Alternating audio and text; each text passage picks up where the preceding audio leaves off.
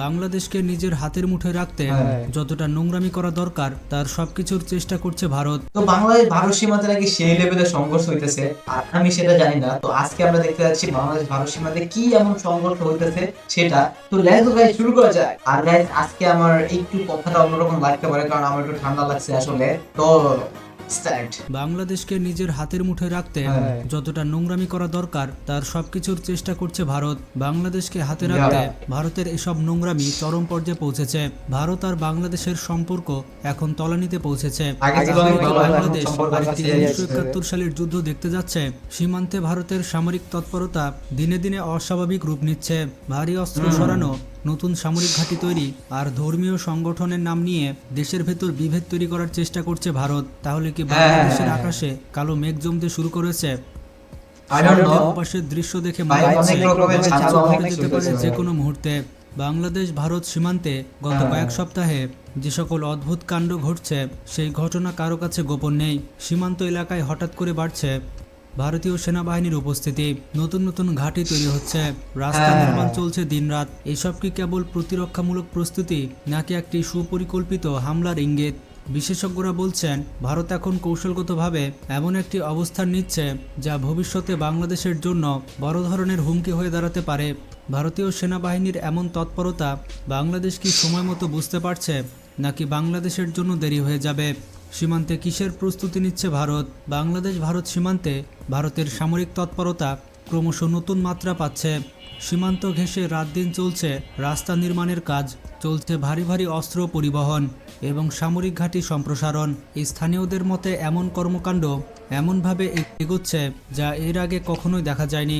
Social মিডিয়ায় আলোচনায় বলা হচ্ছে এইসব কার্যক্রম শুধুমাত্র প্রতিরক্ষামূলক নয়, বরঞ্চ এটি একটি বৃহত্তম পরিকল্পনার অংশ যেখানে সীমান্তের ওপাশ থেকে বাংলাদেশের অভ্যন্তরীণ অঞ্চলে প্রভাব বিস্তারের চেষ্টা চলছে।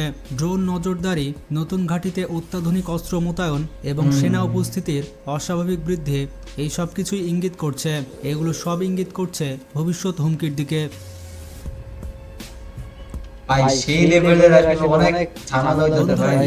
আপনারা জেনেছেন ইসকন হচ্ছে ধর্মের আড়ালে ষড়যন্ত্রের জাল। ইসকনের কার্যক্রম নিয়ে জনমনে প্রশ্নের শেষ নেই। বিশেষ করে সীমান্তবর্তী এলাকাগুলোতে সংগঠনটির সম্প্রসারণ এবং স্থানীয় জনগণের মধ্যে বিভেদ তৈরির অভিযোগ এখন স্পষ্ট। বিশেষজ্ঞদের মতে ইসকনের কার্যকলাপ কেবলমাত্র ধর্মীয় উদ্দেশ্যে সীমাবদ্ধ নয়, এটি এমন একটি সাংস্কৃতিক হাতিয়ার যার মাধ্যমে বাংলাদেশে ভারতীয় প্রভাব সুসংহত করার চেষ্টা চালানো হচ্ছে।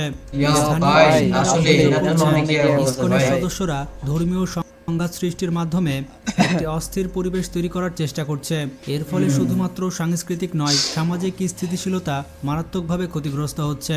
এখন মোদি গোপন বৈঠক করছে। মোদির গোপন বৈঠকে কি আলোচনা হয়েছে?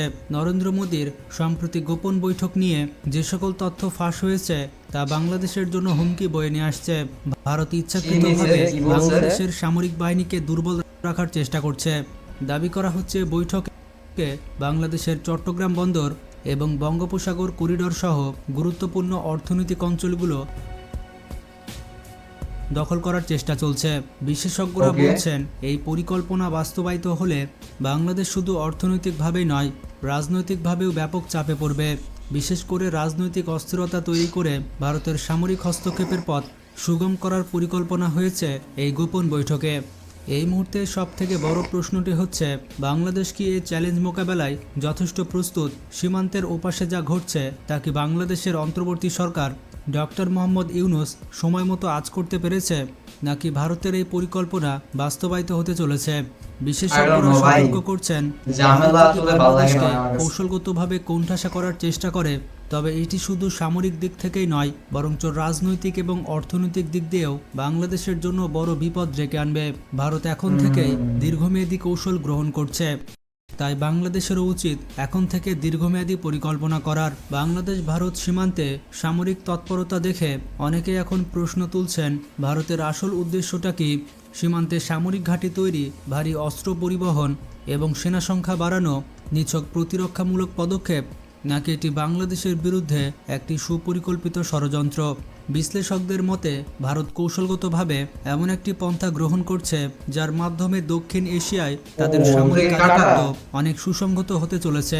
বিশেষ করে বাংলাদেশের চট্টগ্রাম বন্দর এবং বরিশাল করিডোরের প্রতি ভারতের আগ্রহ দিনের পর দিন বেড়ে চলেছে।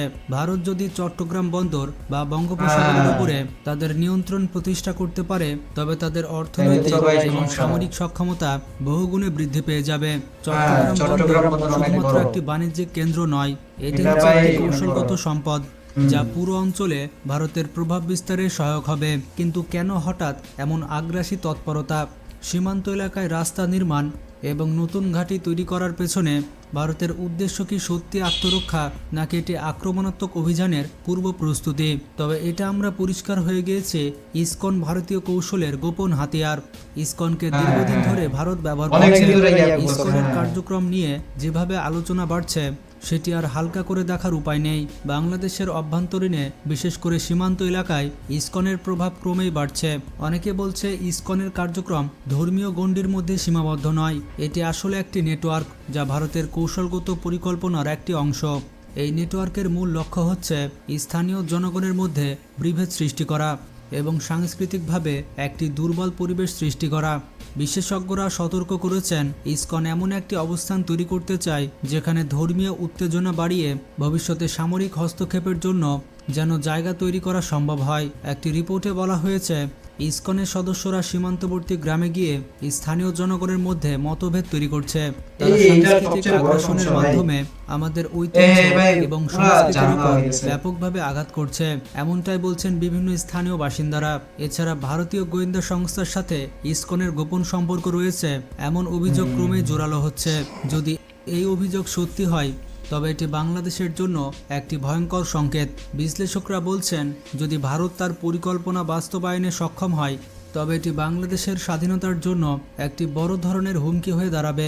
বাংলাদেশের অর্থনৈতিক প্রবৃদ্ধি এবং কৌশলগত অবস্থান এবং অভ্যন্তরীণ স্থিতিশীলতা সবকিছু ভারতের আগ্রাসী কৌশলের কারণে ঝুঁকির মুখে পড়তে পারে।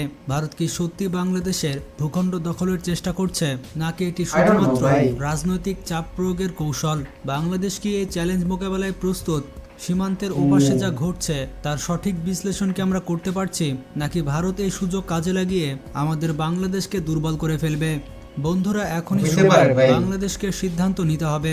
সীমান্তের ওপাশে যা ঘটছে তা বাংলাদেশের জন্য উপেক্ষা করার মতো নয়।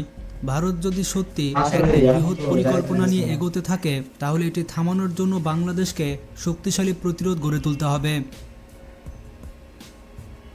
অন্তর্বর্তী সরকার ডক্টর মোহাম্মদ ইউনূসের উচিত দ্রুত পদক্ষেপ নিয়ে সীমান্ত পরিস্থিতি পর্যবেক্ষণ করা এবং যে কোনো সম্ভাব্য আগ্রাসনের বিরুদ্ধে যথাযথ প্রস্তুতি গ্রহণ করা।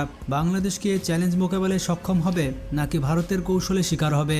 আসলে বাংলাদেশের এই মুহূর্তে কি করা উচিত?